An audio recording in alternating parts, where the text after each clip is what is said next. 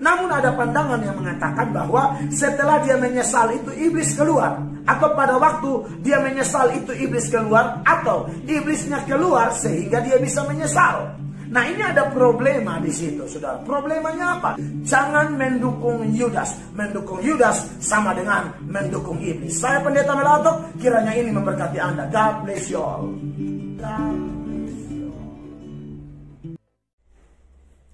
Shalom, saudara-saudara yang diberkati oleh Tuhan Yesus Kristus. Salam jumpa lagi bersama saya, Pendeta Melatok. Saya mengucap syukur bahwa kali ini saya bisa lagi berbagi berkat kepada saudara melalui pemberitaan firman Allah. Dan topik kali ini yang saya soroti adalah mendukung Yudas Iskariot sama dengan mendukung iblis.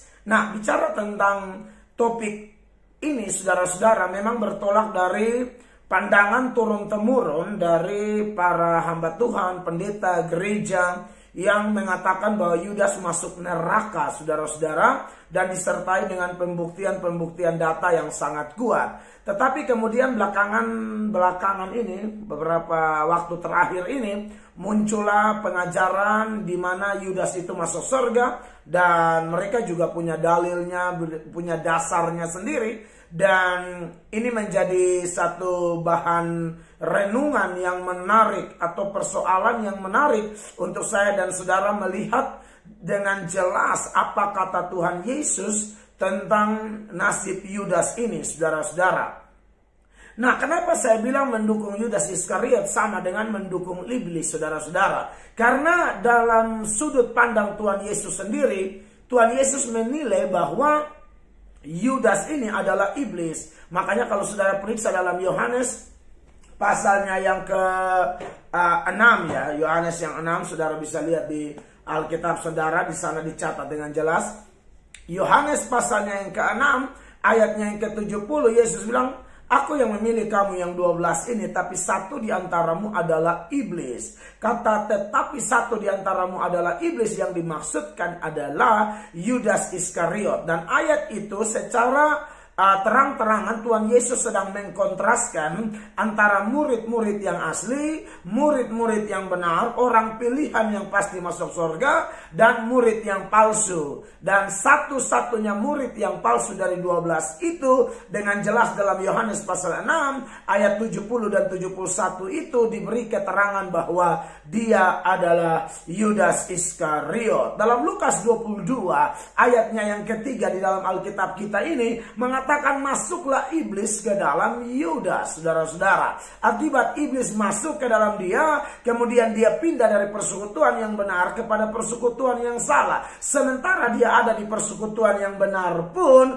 memang dia adalah anak iblis. Ini bukanlah sesuatu yang aneh, karena Alkitab berkata bisa ada lalang di antara gandum, saudara-saudara. Dan lalang di antara gandum ini adalah anak-anak iblis yang secara sengaja merangkak masuk ke dalam kumpulan orang percaya. Makanya dalam beberapa ayat Tuhan Yesus suruh ingatkan kita supaya kita waspada terhadap nabi-nabi palsu. Misalnya dalam Matius 7 ayat 15 itu, saudara-saudara, dikatakan waspada terhadap nabi-nabi palsu. Mereka itu menyamar seperti domba padahal mereka adalah serigala. Lalu dalam Yudas 1 ayat 4 juga diingatkan di sana bahwa ada orang-orang yang telah ditentukan untuk dihukum, orang-orang fasik, orang-orang yang menyalahgunakan kasih karunia Allah, orang-orang yang melampiaskan hawa nafsunya, lalu orang-orang yang menyangkal Yesus sebagai satu-satunya penebus. Nah, orang-orang jenis ini sering ada, dan itulah lalang di antara gandum.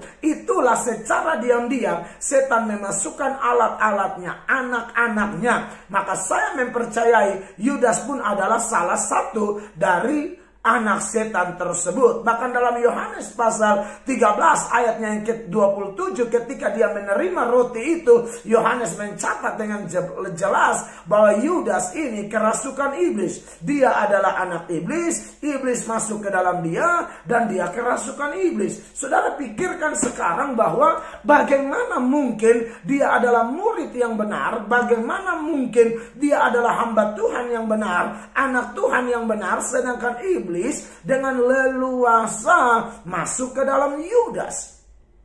Maka saya mempercayai bahwa Yudas ini pasti, saudara-saudara, dia adalah Kristen palsu. Dia adalah anak setan sesuai perkataan Yesus. Kami hanya mengutip apa yang Tuhan Yesus katakan, karena prinsip kami ialah setuju dengan apa yang Tuhan Yesus setuju, tidak setuju dengan apa yang Tuhan Yesus tidak setuju.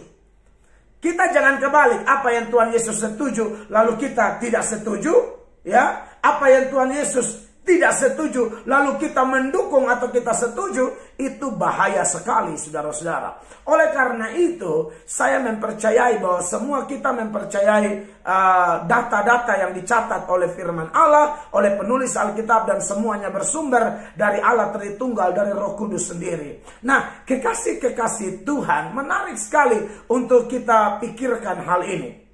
Ya, pendukung-pendukung Yudas masuk surga, yang saya sebut dengan mendukung iblis, karena memang Yudas disebut iblis oleh Tuhan Yesus. Mereka punya pandangan bahwa sebenarnya Yudas tidak bikin dosa, yang bikin ya iblis, saudara-saudara. Nah, ini kan lucu sekali, saudara-saudara. Iblis dikambing hitamkan. Iblis itu tidak mungkin masuk ke dalam diri orang kalau orangnya tidak memberi kesempatan. Makanya kalau saudara baca dalam Efesus 4 ayatnya yang ke-27, dikatakan jangan beri kesempatan kepada iblis. Yang mencuri jangan mencuri lagi. Nah, memang ada ayat di dalam Yohanes 12 ayat 6 yang mengatakan Yudas itu adalah seorang pencuri kas. Dipersoalkan apakah dia mencuri ini sebelum dia jadi rasul atau sesudah dia jadi rasul, sebelum dia gabung dengan timnya Yesus, apa sesudah? Saya mempercayai bahwa sesudah. Kenapa, saudara-saudara? Kenapa sesudah? Karena Yesus yang mengizinkan Yohanes mencatatnya. Yohanes tidak ada urusan dengan Yudas di masa lalu. Yohanes bukan tipe rasul yang bongkar-bongkar masa lalu orang. Dia catat itu karena fakta di lapangan. Lalu kenapa ada pembiaran dari Tuhan Yesus? Lah, itulah sikap Tuhan. Tuhan menegur orang, memberi kesempatan kepada orang. Waktunya berbeda-beda. Ada yang 20 tahun, ada yang 30 tahun. Ya, bahkan bangsa Amori dalam kitab Kejadian dikatakan ratusan tahun. Jadi saya pikir tidak ada masalah di sana bahwa kelihatannya pembiaran, tapi lebih tepatnya itu memberi kesempatan bagi Yudas untuk berubah dari sudut pandang manusia loh ya. Itu dia beri kesempatan bagi Yudas untuk berubah, tapi ternyata Yudas tidak berubah, saudara-saudara. Nah, saya mempercayai bahwa dia tidak mungkin mencuri kalau tidak beri kesempatan kepada iblis. Makanya bertolak dari Efesus pasal 4 ayat 27-28 itu kan diingatkan di sana. Jangan beri kesempatan kepada iblis. Orang yang mencuri jangan mencuri lagi. Kenapa Yohanes mencatat itu? Karena memang dia mungkin dari dulu sudah pencuri. Gabung dengan timnya Tuhan Yesus juga tetap mencuri. Anda bertanya, kenapa Tuhan Yesus pilih dia? Oh, tidak lain tidak bukan, Tuhan Yesus pilih dia untuk menggenapi skenario yang sudah Bapa tetapkan. Yesus pilih dia bukan untuk masuk surga. Mari kita buktikan lebih dalam.